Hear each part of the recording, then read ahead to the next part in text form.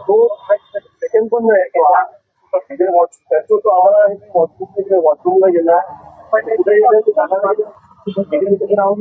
बिचारा लागला कामाला आणि त्याला तिथेच तो मेला. काय त्याला थोडं हे करा.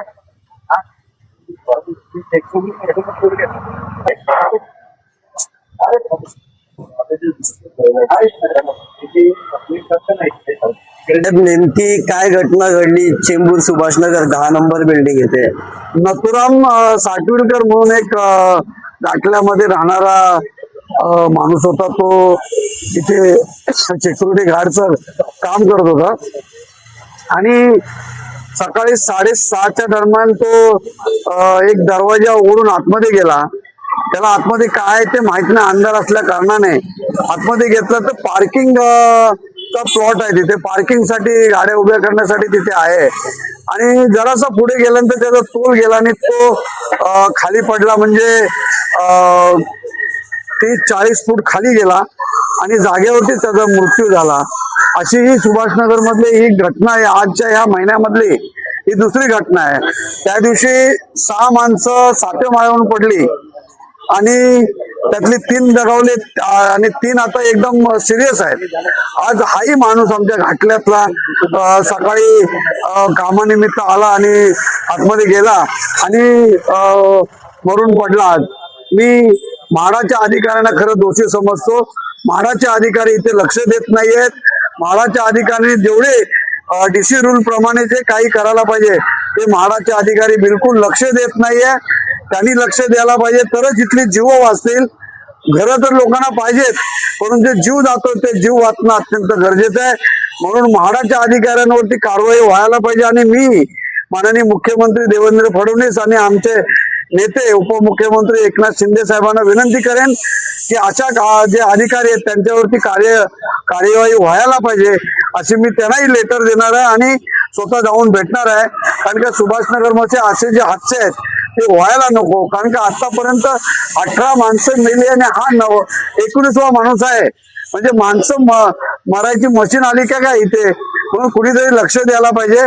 म्हणून आपण मी तुमच्या वाहिनीत तर्फे मी एवढंच सांगतो की म्हाडाच्या अधिकाऱ्यांवरती कारवाई व्हायला पाहिजे 100%. साहेब, तुम्ही जसं उल्लेख केला 18 माणसं याच्या आधी गेलेत आणि आता हा 19वा आहे. तुम्ही आता अधिवेशनामध्ये पण आदित्य राज बिल्डर यांचा मुद्दा उपस्थित केला. तो खरंच जिव्हाळ्याचा विषय होता. पण सर्व जबाबदारी सर्व मिली जुरी सरकारच आहे असं समजून घ्या. काही माणसं मरतात त्याची किंमत नाहीये. आता पैशाला किंमत आलेली आहे. पैसे देऊन तिथे मिटवतात.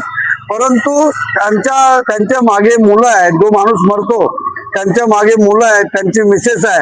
ते काय करणार? का घरचा माणूस जेव्हा मरतो तेव्हा त्यांची मुलं पोरकी होतात. त्यांच्यावरती लक्ष देऊन त्यांचा पुढचा शाळेचा खर्च, त्यांचा होणारा खर्च हा त्यांनी सर्वांनी द्यायला पाहिजे. मीही महाराष्ट्र सरकारतर्फे जे अत्यंत तातडीची काय मदत असेल ती मदत मी मिळवून देईन एवढंच ह्या प्रसंगी सांगतो. आपण जो मुद्दा उपस्थित केला होता अधिवेशनामध्ये त्यानुसार आदित्य राज बिल्डर यांच्यावर काय कारवाई झाली का? आणि हा जो प्रसंग घडलाय त्यासाठी आपण कारवाई किंवा मदतीसाठी काय प्रयत्न कराल एक स्थानिक आमदार म्हणून? बिल्डर सर्व शहाणे आहेत.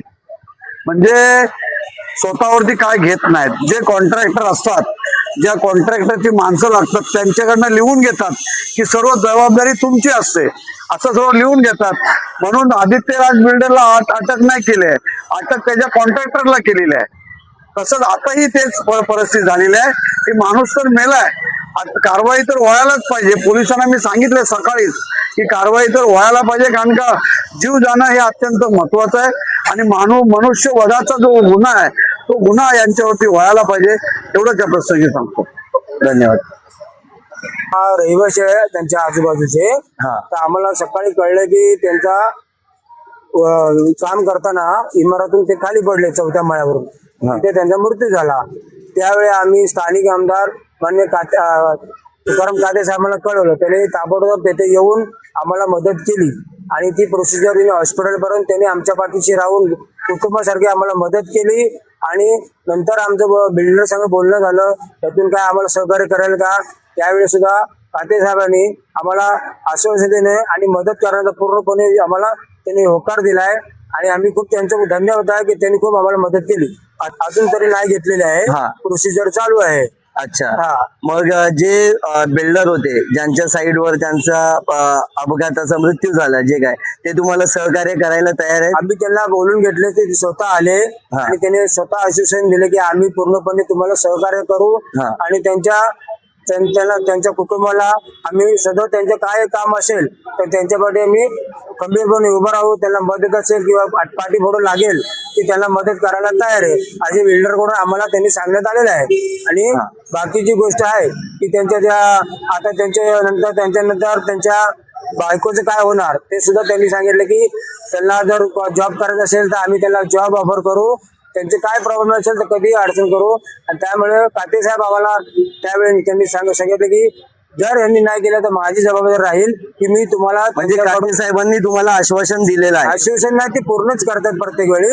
पण त्यांनी सांगितलं जर यांनी नाही दिलं तर आम्ही स्वतः तुम्हाला तिथे परत बसू, त्याची सर्व सविस्तर चर्चा करून त्यांच्याकडून कशा पद्धतीने तुम्हाला मदत मिळवून देऊ, असे काते साहेबांनी आम्हाला पूर्णपणे आश्वासन दिलेलं आहे. मग तुम्ही समाधानी आहेत ना? तुम्हाला सर्व समाधान आहेत. आणि काही गोष्टी झाल्या त्या, पण त्यांनी जी मदत केली ती खूप आम्ही त्यांचे धन्यवाद आहे. आणि त्यांनी जे सांगितलेलं काते साहेबांनी की बिल्डरला सुद्धा आम्ही सर्व जे मंडळ आहेत आमच्या चाळीमधलं तर त्यांच्याकडून सुद्धा आम्ही सर्व चर्चा करून त्यांना सांगितलं ही अशी काय असेल ती रक्कम ती त्यांना मिळवावी, पूर्ण द्यावी. आणि त्याला काही मदत मिळत असेल ते तुम्ही त्यांना ताबडतोब द्यावी. ठीक आहे, धन्यवाद. ती बिल्डिंग आहे सुभाषनगरची वैभव लक्ष्मी बिल्डिंग, ज्याचं आज सकाळी 6:55 एका कामगाराचा म्हणजे वॉचमॅनचा, एक मराठी तरुण होता, त्याचा दुर्दैवी मृत्यू झालाय. ते प्रकरण थोडक्यात असं होतं, तळमजल्यावर तो उभा होता.